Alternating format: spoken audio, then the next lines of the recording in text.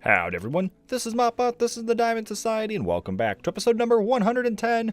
We are standing here in front of the Guardian farm. We worked a whole lot in this area in last episode. We got a bunch of this designing done.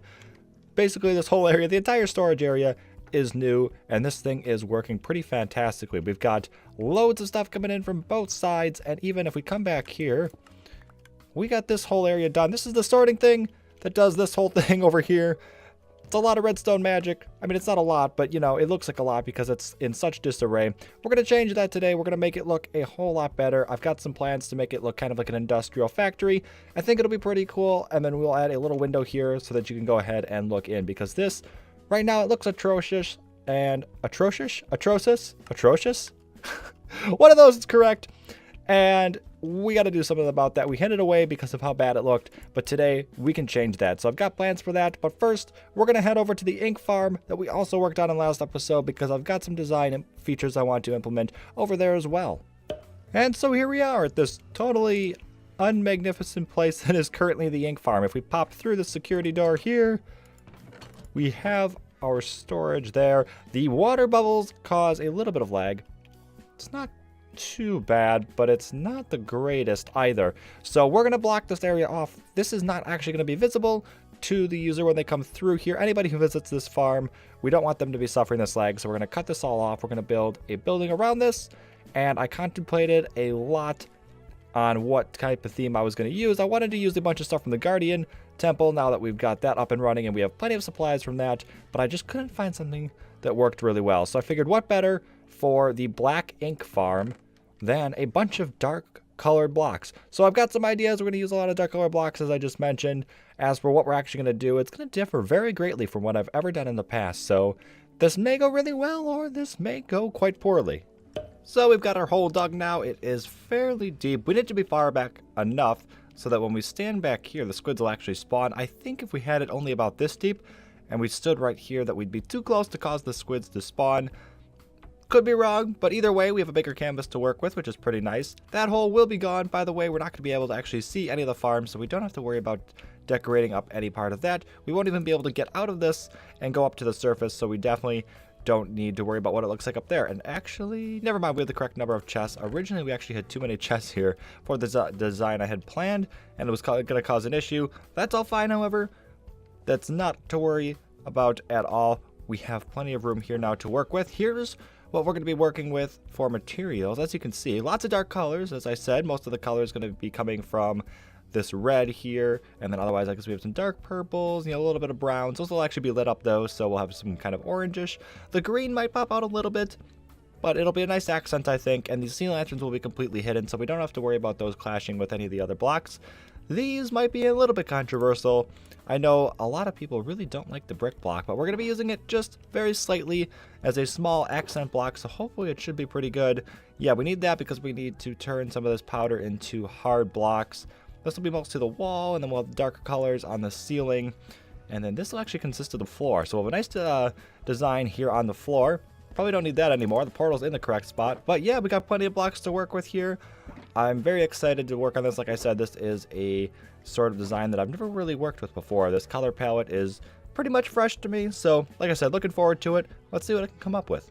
So I noticed partway through that we actually have a biome change here. If we're all the way over here, we are in dark forest, and we get this nice dark green leaves.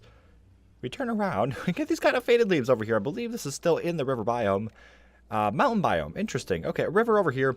Looks like the same color about, maybe it's pretty close if anything. So that's a small thing. It's not that big of a deal. I would prefer jungle leaves, but I was not able to actually find any. So if I come across the jungle at some point, I'll come in here, I'll swap those all out. Overall though, let me know what y'all think about the room. We have missed a few blocks behind this.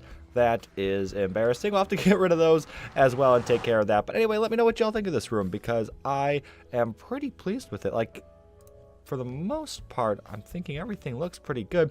I can't think of many things to add. Maybe when the new update rolls around, we could add some lanterns or something in here that kind of matches the same color as that, for a few extra details, because the ceiling is fairly bland. I tried to stick some lights in there and hide them behind like glass blocks and stuff. Nothing really blended in too well. I think the bricks actually fit super nicely. The white lines on them stand out maybe a little bit harshly, but overall I think it's a nice fit. We got black behind the chests as well, which is pretty fantastic, so you can't even see back there, and I was destroying stuff above it. I guess we should check to make sure there's nothing else in there. It all looks pretty good to me. But yeah, anyway, like I said, pretty pleased with it. Let's go ahead and over to the Ocean Monument because we got work to do over there as well. So as I mentioned before, we definitely need to come in here. We got to clean this up. Let's go right back in back there. This is not looking good. We definitely need to work on this back here. I'm going to start by cleaning this all up, getting it everything where I want it to go, and then we can actually start designing this. So before we start moving some of these hoppers around, we should probably disconnect it so we don't get items spewing out everywhere. We'll remove that hopper. Hope to remember to put it back at the end. Let's start moving stuff around. We're definitely going to have to dig this way out a little bit more. Maybe it's close, but yeah, we're going to have to do something about that. You may be able to tell that my voice is just a little bit nasally. I am just getting over a small cold, nothing big. We did at least have some time now to get some work done off camera. Got a bunch of resources collected and also came in here and started cleaning everything up. These are going to be our new item elevators. We got the one right here, and that's going to go off up there. We got this one over here and this one as well. They're all both going to go behind the wall and then connect back up to where they were before. So we don't have to change anything up there. All we're going to have to do really is just modify where it actually travels to get to that. So this back wall is going to end up being completely covered. We won't be able to see anything beyond it. So setting the hoppers off into that area isn't going to be that big of a deal. We'll have a water stream come up right here. And then it's going to just drop the items over the wall and it'll be out of sight and then can go on up there. That'll be pretty fantastic. We're actually going to go probably higher than the ceiling because we need to get it up even with that. So it'll be a little bit of a trick. Probably we'll have to dig everything out and then cover it right back up, but it shouldn't be anything too bad. The rest of this place is looking pretty good though. We got two big holes here. That's where the windows are going to be, so we'll be able to look in. It's a little sloppy right now. We do have these in the way. I'm hoping it'll look a little bit better by the end. We're going to add some extra decorations in here as well. It's not going to be all 100% redstone. The walls are all going to be made up of this. So I spent a lot of time going out getting some clay. We got 4 stacks of bricks here, and we have plenty more clay. Hopefully we won't even need that much though. We're going to do all the walls in that, and then we're going to do these tubes in glass so we'll be able to see through them. It's going to look pretty good. You'll notice I already went through and just used some andesite on the bottom. Figured it was gray, pretty industrial looking. The clear glass will fit in with that industrial look too, and so will the bricks. We'll probably at some point introduce some cobblestone walls or something. Maybe some redstone lamps, I'm thinking, and possibly even some dark colored carpets.